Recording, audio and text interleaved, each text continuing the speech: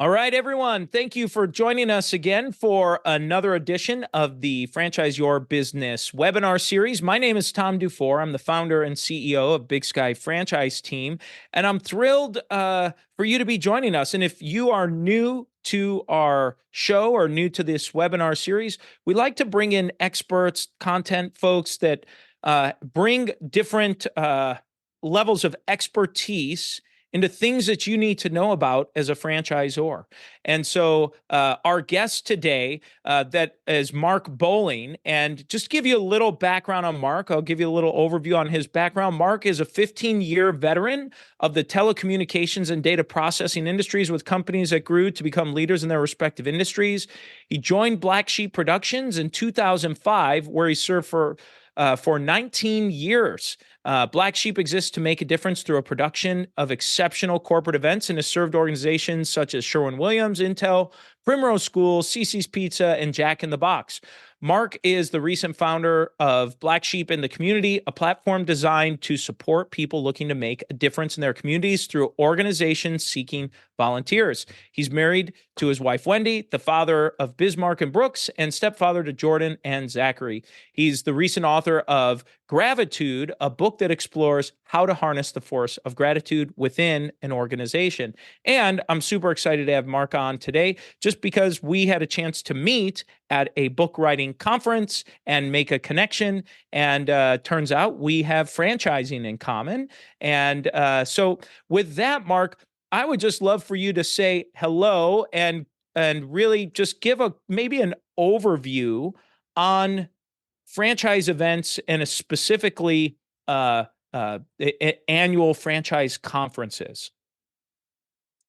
Yeah, so I think that thanks Tom for having me. I'm a big fan of yours. After meeting you at the Book in a Weekend event, and I just love that what you're trying to do is kind of in line with what we try to do as an organization, which is we strive to make a difference. We strive to make a difference for our clients and their key stakeholders. We exist to make a difference for what we call our Black Sheep family. We exist to make a difference for the live event industry, and ultimately, we want to make a difference in the communities that we serve. And just kind of looking at franchise organizations, franchises are a little different from other businesses. So where we might have a sales meeting, getting people together, and it's much more trying to communicate information from corporate leaders to the individual attendees of an event. Franchise organizations are different, obviously, because each franchise owner is a business owner of themselves. They're running their own business, and we kind of think of them kind of like the Dave Ramsey entree leadership. You've got to have that special blend of entrepreneurship, but also they've got to be leaders in their own businesses as well. So you have to think not just about what the franchise organization is looking to communicate, but also to be able to take a look at it from the perspective of kind of all the key stakeholders, within the organization, and that's why they're a little different from your typical corporate event. Absolutely, yeah, and it's one of the reasons I really was excited to have you on is because you bring that understanding of a franchisee and franchise organizations that are largely driven in their growth through franchising, because that franchise owner is different from a general manager that runs a local company-owned location. While they may serve a similar role, it's just very different in how they approach it because it's an owner. They invested all the resources, time, money, et cetera, into getting that franchise up and going. So one of the things that I was excited to ask you and talk through is really this idea of franchisor and franchisee annual events that the franchisor likely is putting on or should be putting on in some capacity. And I know that many of your clients, is on your client list listed here, these are large franchisors, and most of the client base we're serving probably at that under 50 franchises in their system, and many of them have fewer than 10. And so these large, robust conferences might not be are not available in the budget. However, they still should be having it. And I'd be curious, in your opinion, on what you see and why these events are important for franchisors to be having every year for their franchisees. Yeah, I think that, Tom, when you take a look at the events, you've got to take a look at kind of backing up and looking at each key stakeholder and understanding what does a win look like for them. So when you're planning it from the franchisor perspective, there's certain things that need to be communicated. There may be new systems, there may be new products, there may be new elements that need to be strategic initiatives that are being introduced that need to be communicated, and that's a win. From a franchisee perspective, franchise owner perspective, they have certain wins that they need to get out. They want to be able to attend an event and be able to understand some of that key information, sure, but also they want to be able to learn from each other. They want to learn best practices. It may be the only time that they get together to be able to see a lot of the different vendor partners maybe that are being offered, and being able to bring those people together. So, and the vendor partners themselves, taking a look at it from their perspectives, they may be contributing, and in a lot of the organizations that we plan, a large percentage of the cost of the event can be offset by having vendors and sponsors participate.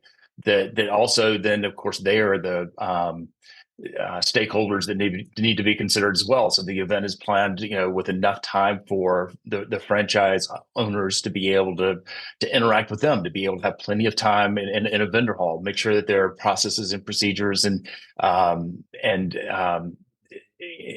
some of the things that kind of help ensure that they get the face time that they need to be able to get a return on their investment. And similarly, then you have the shareholders of the franchise organization and the franchisees. You need to be able to look at it from the return on investment, making sure that it's a wise investment. So, and I think that regardless of the size, regardless of how many, I think there's some key sections that need to be kind of broken down. BlackSheep has spent over 2 years kind of automating the process that we go through in planning an event. And there are a couple of sections that I was just going to talk about at a very high level today. Just kind of thinking about, the planning process, the venue when you're trying to consider a venue, and just kind of the content of kind of the big ideas around those three areas. No, I think that's perfect. Let's dig into each of those. So, out of these three main focal points, what's the first one, and let's talk a little bit about it. Yeah, so I kind of think when you think about the planning process, I think what we have learned is that we want to be able to clearly define, like I said, what a win looks like for each one of the key stakeholders. We want to make sure that we have buy-in from each level, and whether that be through surveys, it can be through phone calls. There are lots of different ways that you can gather the information, just so that that you have people that you're planning the entire event, from the perspective of being able to provide what people are looking for. So clearly defining what that looks like, but then also the planning process itself. Obviously, these are events that are critical to the overall operation of the organization. So making sure that you have a clear milestone set for each event element. So breaking down each session that needs to take place, breaking down AV, entertainment, travel, all the various elements, whether it be food and beverage, and making sure that there's some clear milestones that are laid out, and that those clear milestones are clearly communicated through the organization, being able to help kind of walk through that process. Excellent. Yeah, go ahead there. Were you want to jump into part two, or continue on part one here? Yeah. So I guess with that too is that, and we use a process or a platform called Monday.com to kind of break down each event element, to be able to set key milestones, to be able to assign dates and owners for each event element. And then it kind of gives us a board to be able to see where we are in the planning process. But you could use something as simple as Excel or Word. We have a document that I'm more than happy to be able to provide to anybody that would be interested. They kind of breaks down what an event would look like over a 9-month planning process. And it kind of gives some key things, everything from registration to app development to content development, rehearsals, and things like that. And I'm more than happy to be able to provide that if anybody's interested in getting that. Yeah, no, I think that's a great takeaway to share. So, I guess what's the best way for someone if they're interested? Would it be to reach out to you to get a copy of that? Sure, yeah. People can reach out to me. My email address is mark, M-A-R-K, at BlackSheep, and then a hyphen or dash productions.com. And I'm more than happy to provide that. Yeah, Great. it just is an opportunity to make a difference. Yeah, perfect. Well, and we'll make sure we include that on a replay and show notes and such so that people can easily access that there. I think it's wonderful. Well, perfect. Well, I'd love for you to continue down your overview Sure. here. Yeah, so the next thing is just taking a look at the venue, understanding what it is that you're looking to accomplish, and making sure that you're finding the right venue. Productions provides a team that they can negotiate contracts. They understand kind of the production of the planning process, and also kind of what organizations need to be asking for as it relates to considerations from the venue. So whether it be a certain number of free rooms, free Wi-Fi, some of those kind of things you can negotiate. I had a mentor that told me a long time ago that when you're going through the planning process, before you sign the contract, it's negotiation. After you sign the contract, is you're begging.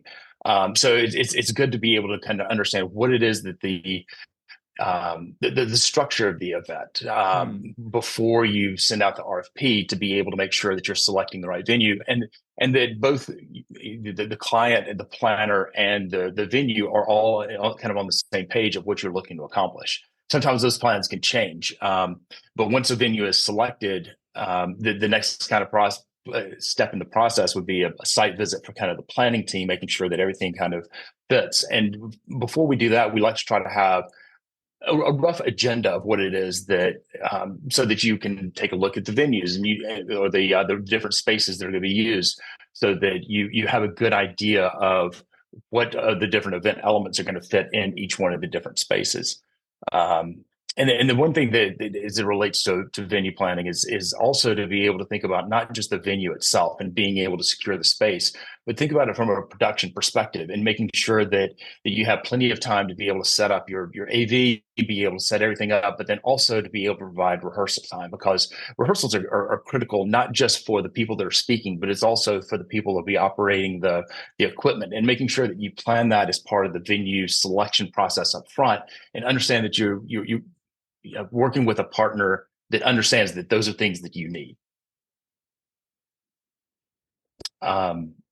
So and I guess the last part we were kind of talking through was just kind of the content itself. Is the overwhelming majority of the events that we produce, there's a theme that's explored. So and everything should tie back to that theme. And usually that's a key initiative. That's a one word motivational topic.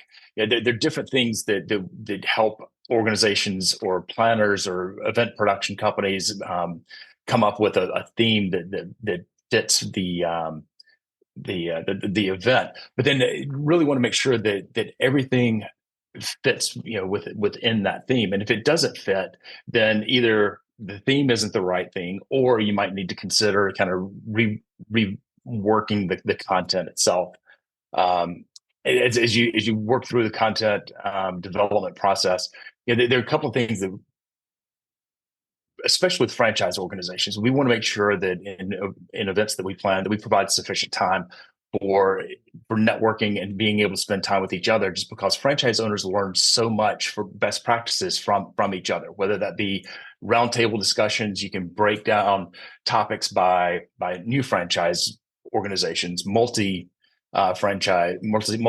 owners, mature owners, and what that would allow is not just multi owners learning from other multi owners, but for single owners that want to be able to learn how to become multi owners. How do you do that? The new franchise owners being able to learn from the more mature franchise owners, and trying to designate some of those things. And some of those things can be you could have roundtable discussions where you have topics by table that people can go sit to, or one of the things that we've done in the past is like have different topics on coffee cups. So during breaks, you select your coffee cup based on the topic that's important to you.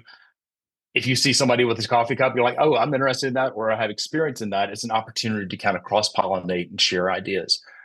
So making sure that you have plenty of free time for networking, roundtable discussion, things like that. And Well, and Mark, again, I would yeah, just jump in real quick to add to that. I would say when I was a franchisee, in a I was a multi-unit owner for 6 or 7 years in a franchise system, and when I went to pretty much every annual conference that they held, and I will say for sure the roundtable discussions that I was able to have with the other franchisees. And, for my franchise that I owned at the time, we were always kind of in the middle. We weren't definitely not high performers. We weren't the low performer. We were right dead smack in the middle. So I loved being around some of those high performing franchisees that are, I remember one was in, let's see, Oregon, and one in New Jersey, and one in different parts of the country that I wouldn't, I had a captive audience with them, right? I'd be able to get them for 10 minutes or 20 minutes or in a round table and other people asking questions. So I definitely, as a franchisee, having gone through that, those were almost always the best part of that convention, is meeting and talking with the other owners. mm, yeah. And typically in post-event surveys, when we kind of try to summarize and try to learn how we can continue to improve on the experience that we provide, hands down, learning from each other tends to be right near the top of the things that people, the value. And when people talk or surveyed about what are you looking forward, looking most forward to the upcoming event, learning from each other. So you're absolutely spot on. Yeah, yeah, Yeah. yeah. Very interesting.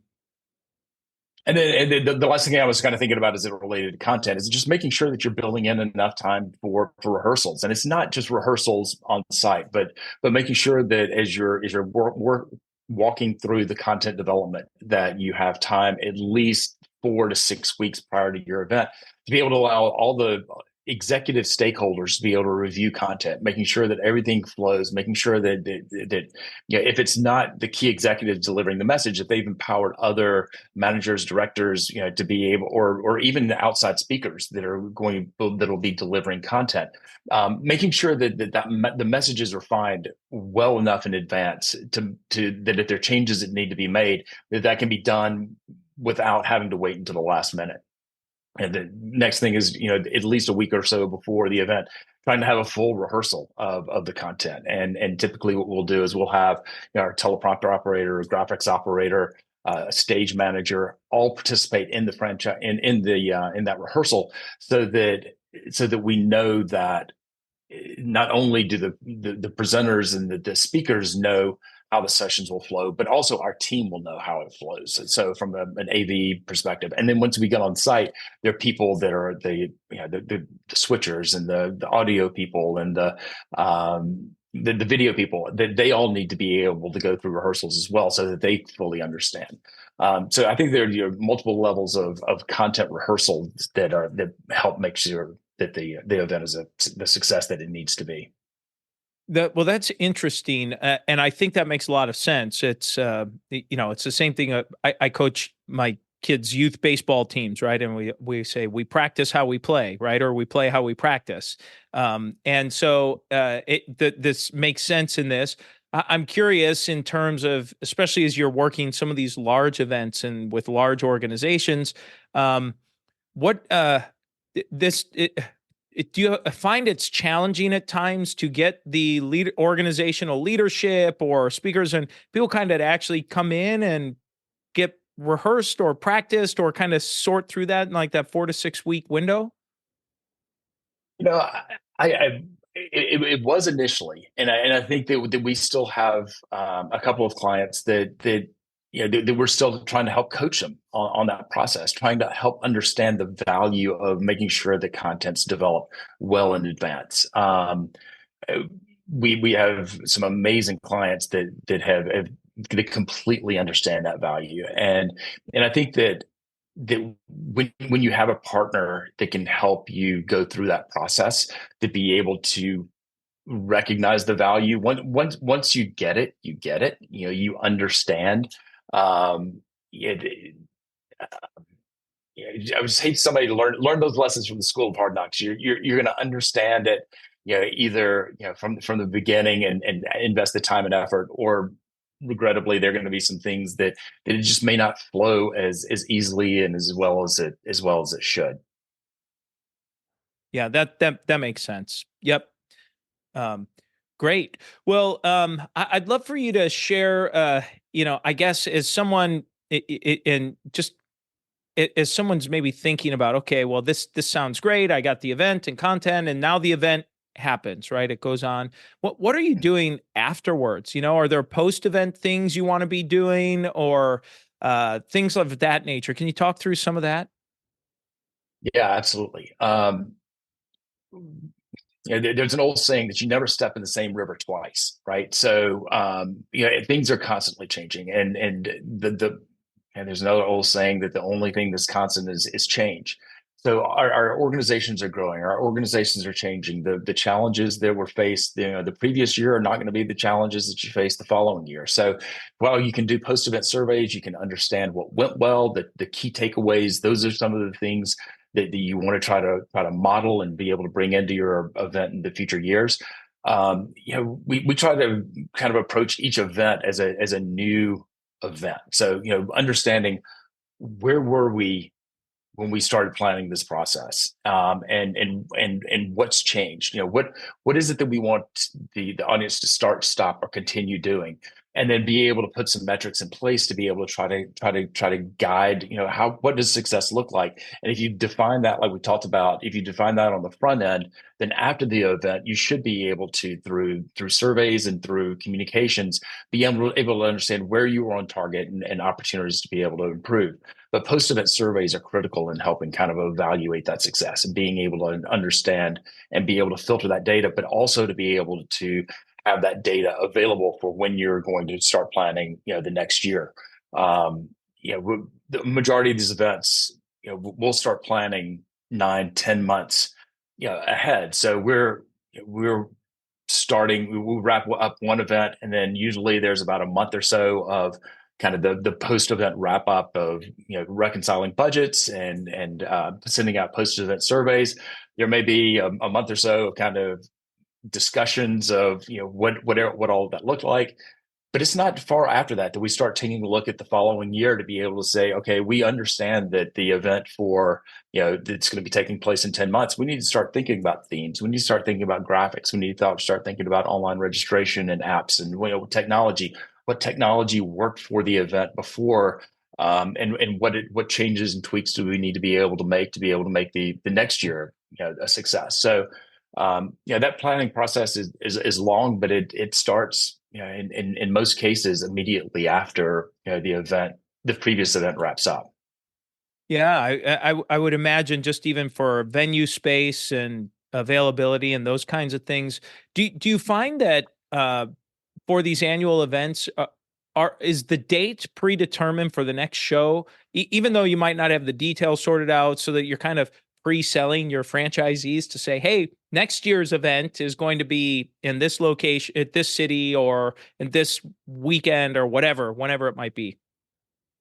Yeah, we've always tried to have at least the dates for the following year nailed down, at the time the event takes place. Post COVID, we're trying to get that out even further, not just 1, but 2 or 3 years, because space is becoming, critical. The venues themselves, the large hotels, they're trying to maximize their space. So they're trying to get as much in their space as possible, trying to take advantage of it. And if you wait too long, you're not going to be, you may be able to get the room for your sessions, but you may not be able to get it in time for, like we were talking about before, being able to have plenty of time to be able to set up the AV and be able to allow the AV teams to go through what we would call tech rehearsals before you even get to bringing your speakers and your key executives in for their rehearsals. So the crew would tech through a show to be able to make sure that they know all the cues and what's going to be happening, then go through the rehearsals. And that takes time. That takes, at least a day to be able to kind of have that planned. If you're not planning your event out at least a year, if not 2 years in advance, you're going to run up against kind of what the inventory that's available and you're not going to have the flexibility that you would if you didn't plan otherwise.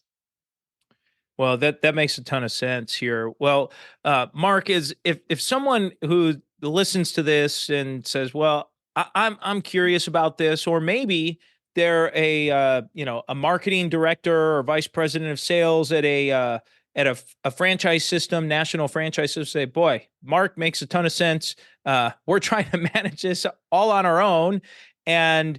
It's become too complex or too time consuming. We can't do it. We'd love to work with a group like Mark's with BlackSheep Productions and what they're doing. What's the best way for someone to find out more about you, get in contact, reach out, and kind of take that at least initial step to have a conversation? Yeah, the easiest way is just to you can send me an email, mark at blacksheep-productions.com. You can visit us online, blacksheep-productions.com. You can give me a call, 404-663-2388. I'm more than happy to have a conversation. Like I said from the beginning, we exist to make a difference. If an organization's not to the point where they need somebody like a Black Sheep Productions to kind of come in and help them, we're more than happy to be able to provide resources, in the form of templates and things that we've used for producing events. We'll provide those kinds of things at no cost. We're just as our desire to make a difference, and then hopefully as the organizations grow, we could grow with them, and we've just found that that's the right way for us to be able to conduct our business. Would just love to kind of start by just having a conversation, and even if we can be a sounding board to be able to say, hey, we thought about doing XYZ. What's your experience? And I may not have the answer, but I may have a member of our team that I could refer them to be able to try to get the answer. I think you'll find that our team is. We're grateful for every opportunity that we have with our clients. We're grateful for where we've, the 24 years that we've been in business, the relationships that we've had, the opportunities that we've had. We want to be wise stewards of all the other clients that have come before and the relationships that we've had. And so however we can be able to make a difference and pay that forward, we're happy to do that. But so don't think about just picking up the phone or sending an email that's automatically going to start, some sort of timer or a billing clock, because that's just not the way we work. Well, I think that's a tremendous offer, and just love that you're living what you're talking about, what's important to your organization. So, well, this has been phenomenal interview. I really appreciate your time, and just put you on the spot, but I'd love to have you on as a follow up on our other podcast, Multiply Your Success, to dig a little more deeper into some of these issues and to talk about your book. So, just would love to have you on and share that and talk about that as well. So this has been a wonderful interview, Mark. I really appreciate it. I'm grateful for the opportunity to be here. However I can personally or through Black Sheep make a difference, please. And if just for a plug for what you read about at the beginning, for people that are in the Atlanta area, we started a service kind of going back to the way we try to make a difference through the communities with blacksheepinthecommunity.com. There are some amazing organizations, especially in the Atlanta area, that need volunteers to be able to help run their organizations, just to be able to get things done that they do.